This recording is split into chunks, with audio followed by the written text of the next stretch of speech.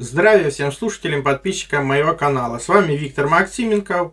И в этом видео предлагаю затронуть тему путешествий во времени и показать реальных путешественников во времени.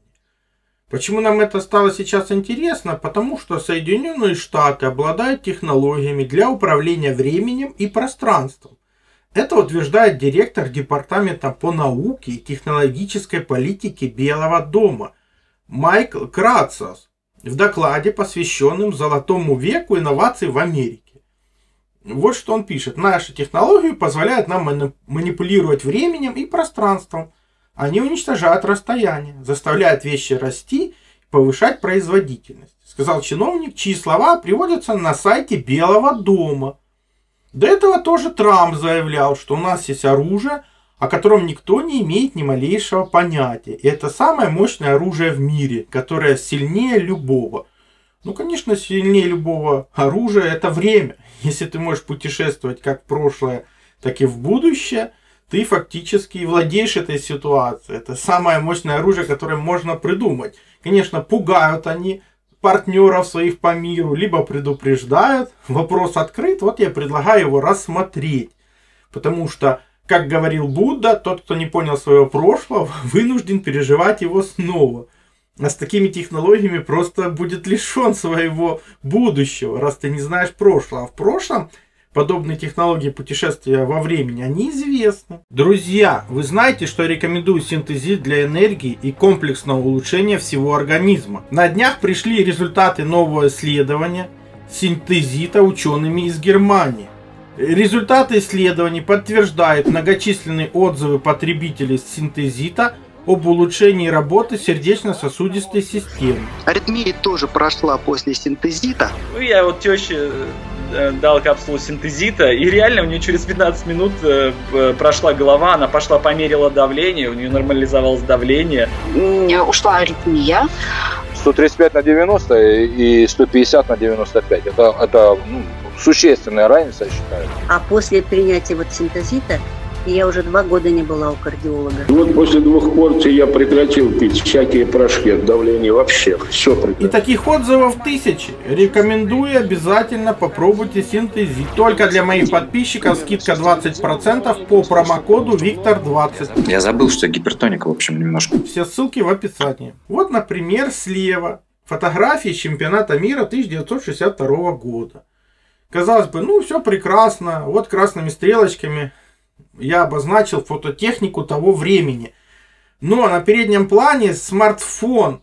Смартфон, который появится с фотокамерой впервые после 2000 года фактически. А на снимках 62 год. Мать 62 года.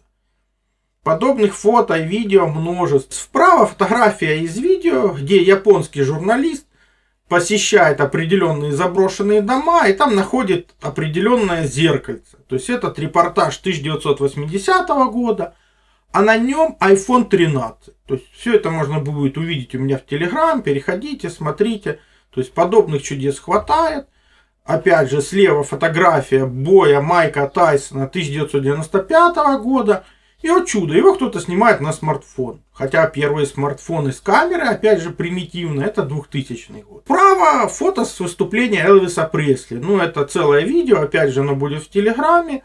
И опять же, там смартфон. Только Пресли умер в 1977 году.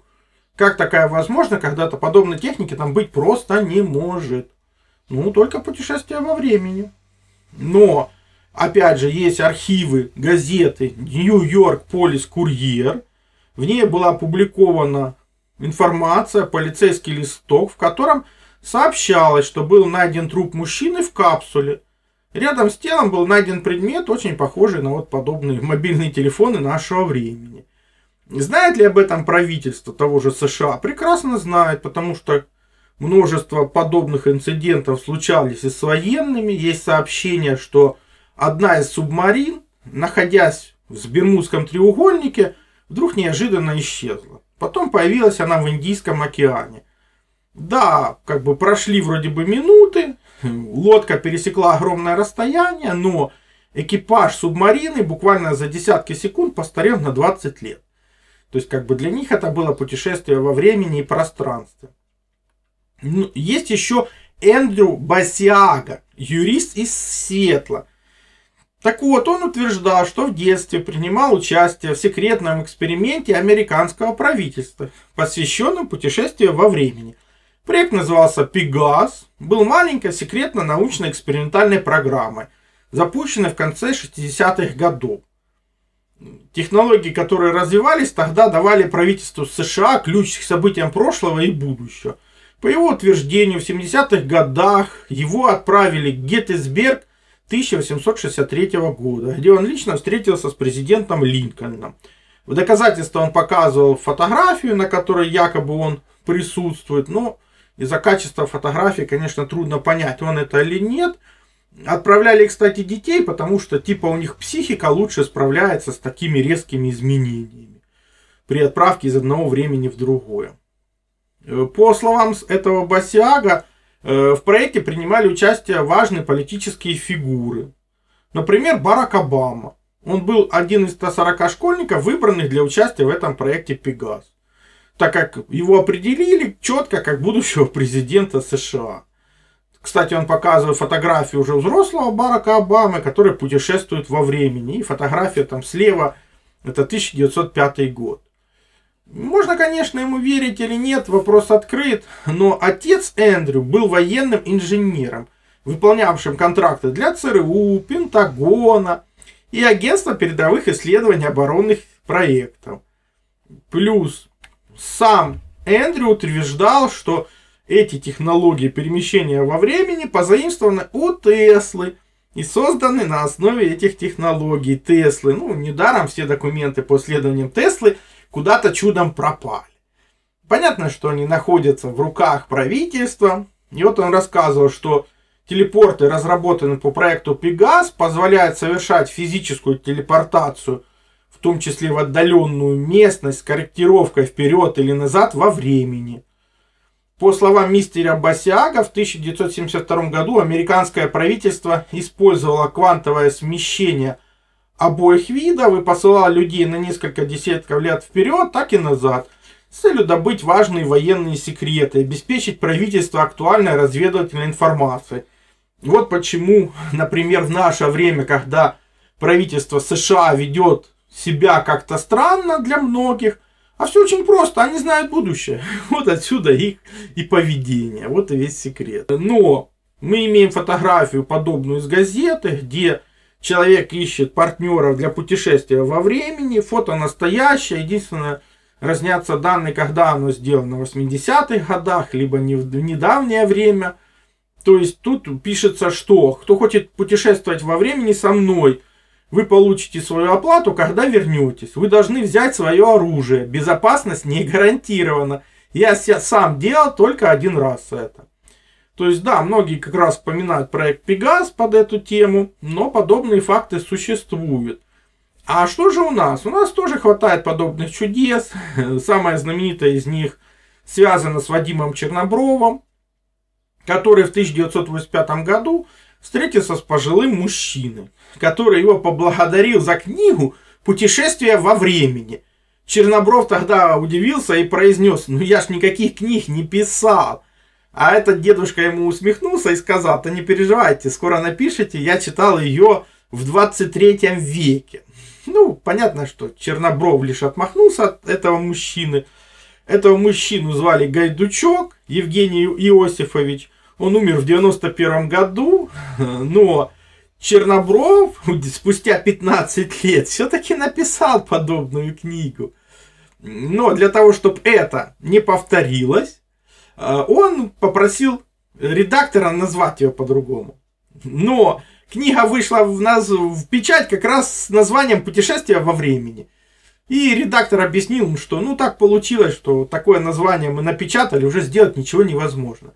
То есть даже попытка Черноброва изменить предсказания не получилась. Он выпустил книгу, и книга получила именно такое название, которое ему предсказал старик в 1985 году. Понятно, что в этой книге собраны как раз все факты по путешествию во времени. Что можно сказать про этого человека? Что в 30-х годах обычная советская семья усыновила 13-летнего мальчика по имени Евгений Гайдучок. О его прошлом никто ничего не знал. Он как бы появился из ниоткуда. Сам он утверждал, что прибыл из 23 века, воспользовавшись машиной времени своего отца. Для того, чтобы удивить девочку, в которую был влюблен. Он был очень талантливый человек, много рассказал о будущем. Но, конечно, понятно, что ему никто не поверил. Он как бы для этого, чтобы сохранить это все, создал ленту времени. Рассказывал своим близким о путешествиях во времени, межзвездных путешествиях. То есть то, что для нас сегодня это просто какая-то фантастика. Ну, в том числе тогда он еще рассказывал про мобильную связь, интернет, какие-то космические перемещения. Ну, понятно, что ему никто не верил. В 1941 году он был уже готов к нападению Германии на СССР. Об этом рассказывал своим сослуживцам. Когда началась война, все думали, что вот она, победа будет быстро. Он говорил, нет, это будет в 1945 году. То есть все так происходило, как он и говорил. Потом он все-таки пережил войну, женился, были у него и дети. Был у него даже собственный музей, где он создал как бы ленту времени. Переходите в ссылки под видео, там будут все ссылки на его работы. Верить ему нет, вопрос открыт, но он предсказал как раз те конфликты, которые идут сейчас. Напомню, он умер в 1991 году. То есть он предсказал технологии, то, чего нет в наше время. Понятно, что ему никто не верил, понятно, что много скептиков, которые говорят, ну это он сам выдумал. Просто талантливый был, хорошая фантазия. Но все, что он предсказывал, в наше время уже сбылось. Повторяю, в том числе и те конфликты, которые идут сейчас. И его предсказания продолжают сбываться. Подобных чудес хватает. В архивах Тобольска тоже сохранился случай, когда 28 августа 1897 года на одной из улиц сибирского городка появился непонятный подозрительный мужчина. Его задержали, доставили в участок, и он сказал, что он Крапивин. Он родился 14 апреля 1965 года в Ангарске. Род занятий оператор вычислительных машин. Ну, какие вычислительные машины? На дворе конец 19 века. Его посчитали немножечко сумасшедшим и вроде бы отправили в сумасшедший дом. Что было дальше, вопрос открыт, но такой факт, опять же, присутствует. В 1912 году во время движения поезда из Лондона в Глазго появился из ниоткуда мужчина, в руках у которого был длинный как бы бич и надкусанный кусок хлеба. Все были в шоке, как пассажиры поезда, так и сам мужчина, придя в себя, он сказал: «Я Пим Дрейк, кучер из Четмана, где я, куда я попал?» Через несколько минут он исчез. Подняли архивы и действительно выяснилось, что такой поселок существовал, и в нем работал подобный кучер. Подобные факты зафиксированы в прошлом. Но подобные и другие есть чудеса. Это хроновизор Эрнетти. То есть считается, что в 20 веке Пелегрино Эрнетти заявил миру о том, что разработал хроновизор, машину, позволяющую человеку видеть прошлое.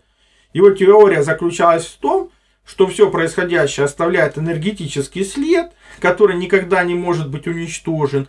Эрнетти якобы разработал машину, которая могла обнаружить, увеличивать и прообразовывать эту энергию в изображение. Что-то в виде телевизора, показывающее, что произошло в прошлом. Но, как бы, сильные мира сего эту машину запретили и, как всегда, спрятали. Может, они ее используют. Ну, понятно, что в общество она не пошла. Хотя сам Эрнетти приводил подобные фотографии, где показывал, что вроде бы, как бы, это фотографии Христа и его апостолов. Он также в доказательство приводил утраченные тексты пьесы римского поэта Квинта Энния на латыни, который он якобы восстановил при помощи хроновизора. Верить ему или нет, вопрос открыт. Ну, подобные факты известны. Очень много совпадений у писателей-фантастов. То есть писатели-фантасты каким-то непостижимым образом видят будущее. Либо они, например, состоят, скажем так, в тайных обществах, у которых эти хроновизоры сохранились. Потому что, например, Жюль Верн в 1863 году написал книгу «Париж в 20 веке», в котором предсказал появление автомобилей, ракет, электрического освещения, улиц, интернета, феминизма и многого другого. Роман не опубликовали, потому что издатель посчитал его невероятным для своего времени. И опубликовали этот роман спустя только 131 год. Но он полностью предсказал как бы Париж 20 века. Как такое возможно? То есть это использование хроновизоров, это возможность путешествия во времени, либо наоборот доступ ко вселенской базе данных, где есть как бы данные и за прошлое, и за будущее. Ну, оставьте свое мнение в комментариях. Потому что подобные сведения содержатся и в древности. Опять же, если обратиться к Ведам, то путешествие во времени это нормально. Там в мифологии есть история о царе Райвате, который путешествует, чтобы встретиться с творцом Брахмой. Это путешествие длилось недолго. Когда Какудми вернулся обратно на землю, то на земле прошло 108 юг. При том, что каждая юга составляет, по индийским ведам 4 миллиона лет. Объяснение, которое дал Брахма для Какудми, заключается в том, что в разных плоскостях бытия время течет по-разному. Соответственно, отсюда возможно и путешествие во времени, как в прошлое, так и в будущее. Помните, повторение мать учения, но информация с первого раза никогда не усваивается. Смотрите видео столько раз, сколько нужно. Все ссылки на использованные материалы в описании под видео. Кнопочку еще нажмите, все откроется. Либо смотрите в конечных заставках к видео. Не превращайтесь в четвертую обезьяну нашего времени, которая просто уткнулась в гаджет, ничего не видит и ничего не слышит. Напишите свой комментарий, поставьте лайк, подпишитесь на канал, поделитесь видео в социальных сетях, для того, чтобы здравомыслия стало больше, новые исследователи подключились к этому направлению, больше информации на канале и в конечных заставках к видео. Также переходите на мой сайт, ссылка есть в первом закрепленном комментарии под каждым видео. Там размещены мои статьи, в том числе и запрещенные на других платформах.